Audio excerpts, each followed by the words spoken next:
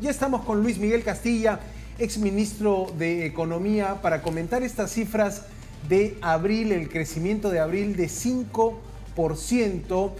Señor Castilla, muy buenas noches, gracias por su tiempo. Buenas noches. Buenas noches, Santiago Cay, gracias por la entrevista. Bueno, ¿cómo toma en primer lugar que hablamos de una cifra de crecimiento de 5.28% después de 32 meses? Pero si hablamos del comparativo del mes de marzo, donde se registraba un crecimiento de menos 0.28, ¿cómo podríamos leer eso? ¿No? Estamos en un vaivén, en un sub y baja. Hay aspectos que creo que muestran un rebote estadístico de sectores muy golpeados hace un año, como el sector de pesca, agrícola, por temas climatológicos, y eso ya se revirtió. Muestra que en el mes de abril hemos tenido 2 días laborables adicionales por ser año bisiesto, por las celebraciones de Semana Santa. Muestra en el caso del sector de la construcción el hecho de que ya al primer año de gestión de autoridades regionales, especialmente municipales, ya han aprendido a gastar, y eso se ve reflejado en un aumento de la inversión pública por ende de la construcción. Entonces creo que plantear de que estamos ya entrando en una senda de crecimiento de 5% en adelante es un poco prematuro, pero creo que podemos decir que ya lo peor ha pasado y que ya la recesión del 2023 ya la hemos dejado atrás. Y para ello hay elementos positivos. De hecho, uno mira una encuesta que es muy importante, que es la que le plantea el BCR, el Banco Central, todos los meses a los agentes económicos, que es la previsión respecto al corto plazo, que es 3 meses, y respecto a los siguientes 12 meses. Y a los 12 meses hay optimismo. Se recupera nuevamente el optimismo de la economía, pero en el corto plazo hay todavía temores fundados por múltiples temas que podemos conversar y que creo que reflejan, de hecho, todavía la precariedad del mercado laboral que ustedes comentaban en la parte introductoria. Entonces, mi balance es que estamos entrando en una fase de recuperación, pero de ahí a ser triunfalista y plantear de que ahora vamos como un tubo hacia arriba, no, yo sería un poco más cauto. Va a depender mucho de cómo evolucione la inversión privada.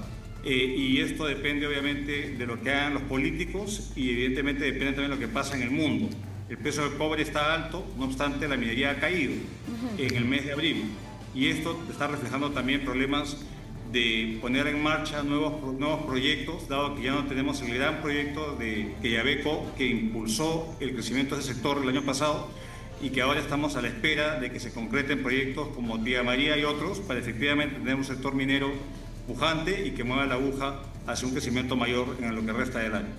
Claro, y este año, por ejemplo, también, señor Castilla, el Perú va a tener 2 momentos importantes, y lo pongo sobre la mesa para que quizá también la gente conecte con estas ideas, ¿no? Se habló, por ejemplo, mucho del proyecto del megapuerto de Chancay, y eso por un lado, y por otro lado también el relanzamiento o el nuevo aeropuerto Jorge Chávez.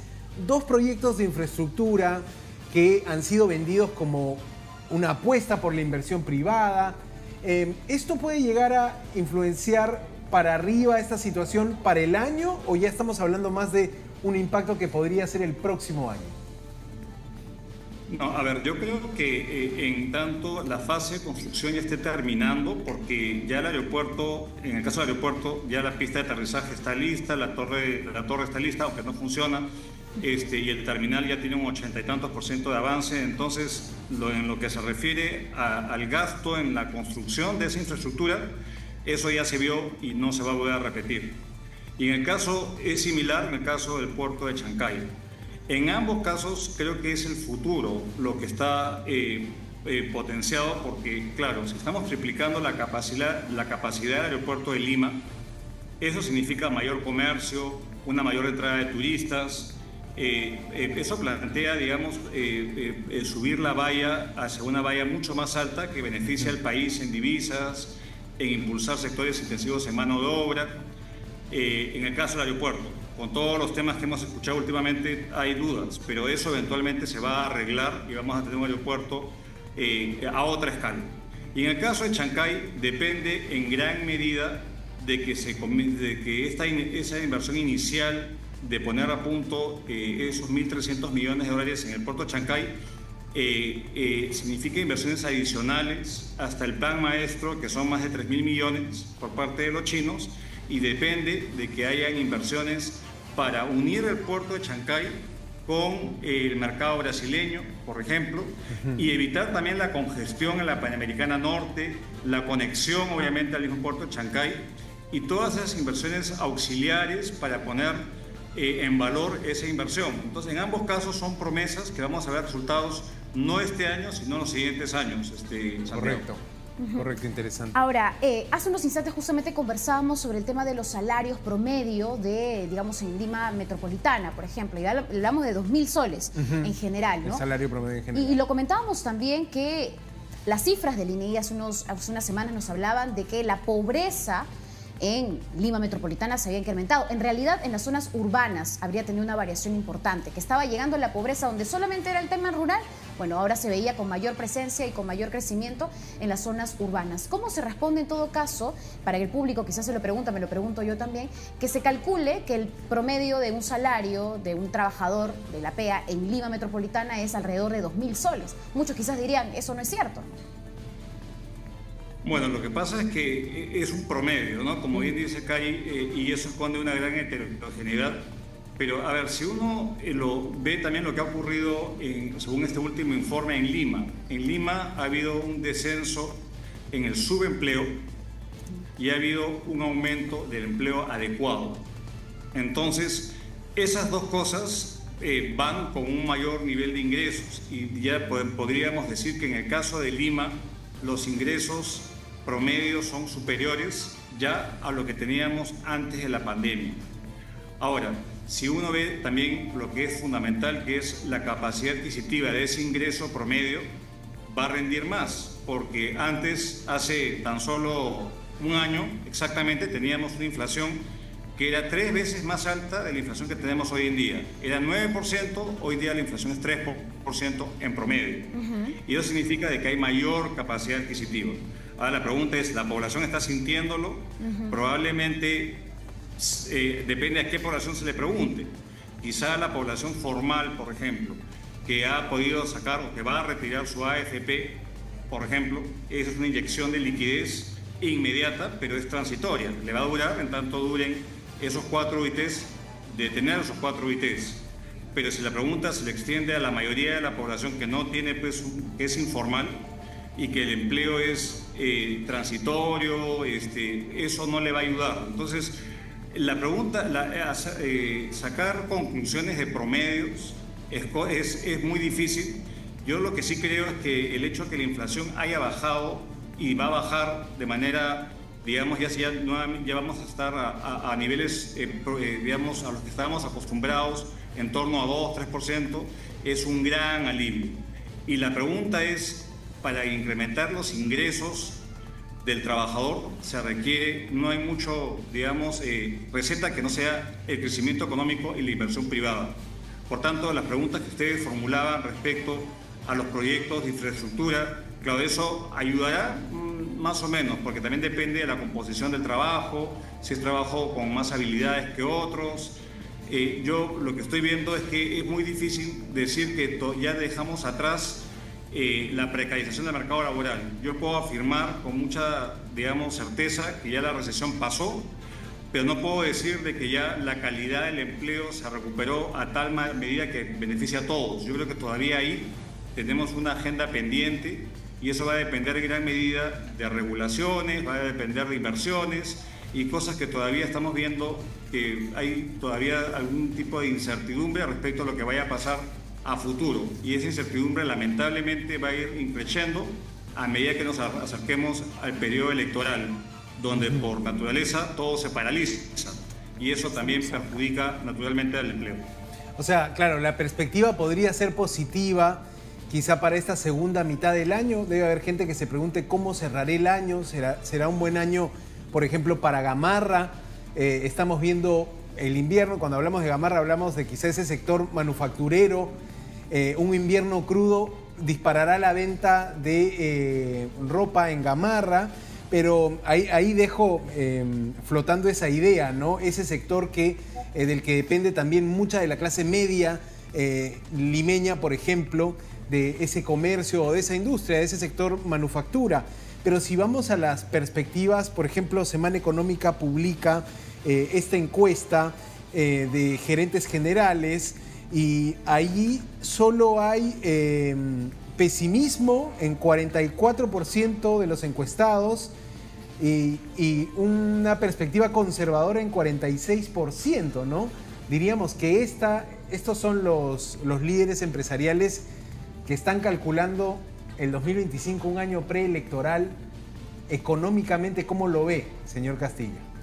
Mire, yo creo que incluso el gobierno es más optimista este año que el año entrante, porque este año hay los factores de recuperación estadística que comentamos, más la reducción de la inflación que va a estimular el consumo privado, pero el año entrante es un año decisivo porque ya comienzan a configurarse ya las coaliciones para las elecciones, y no solamente tenemos elecciones a nivel de presidente, tenemos también al Congreso, que es algo nuevo, tenemos también a los gobernadores y alcaldes, que es algo nuevo. Entonces el factor de incertidumbre es mucho mayor, y eso naturalmente a los gerentes generales, que son personas que son más informadas que el ciudadano promedio, obviamente están viendo lo que está ocurriendo en el país y están viendo las contrarreformas y todo el tema de riesgo regulatorio y cuestiones que impiden de que tengan una visión de largo plazo. Entonces, el plazo siempre la cautela va a primar en vista de que no tenemos la más mínima idea de qué es lo que va a pasar políticamente en el país. Y obviamente el segmento gerencial, que tiene que decidir cuánto va a invertir, cuántos va a contratar, qué riesgos va a asumir, se muestra pues naturalmente mucho más cauteloso ante un escenario que creo que va a ser de menor crecimiento el año entrante que este año. Este año nos recuperamos, pero podemos estancarnos el año entrante de cara a la incertidumbre asociada al proceso electoral que se va a adelantar a partir de acá a un año. Ahora, ¿cómo se analiza el sector minero? Somos un país minero, los precios del cobre están bastante altos en el exterior y para muchos es la oportunidad hoy para justamente explotar este momento de auge, digamos, de esos precios. ¿Cree que está el Estado aportando o ejecutando las políticas necesarias para aprovechar este momento o no se está manejando lo debido, considerando de que justamente en abril se redujo en 4% justamente este porcentaje, minería, ¿no? En rubro minería. Yo creo que hay que ser conscientes que los proyectos mineros no es que uno lo planea un año y ahí mismo se hacen. Toman como más o menos en promedio 10 años en gestarse. Y hay proyectos que están, digamos, como Tía María, que estaba listo en 2018 y por temas políticos pues se postergó.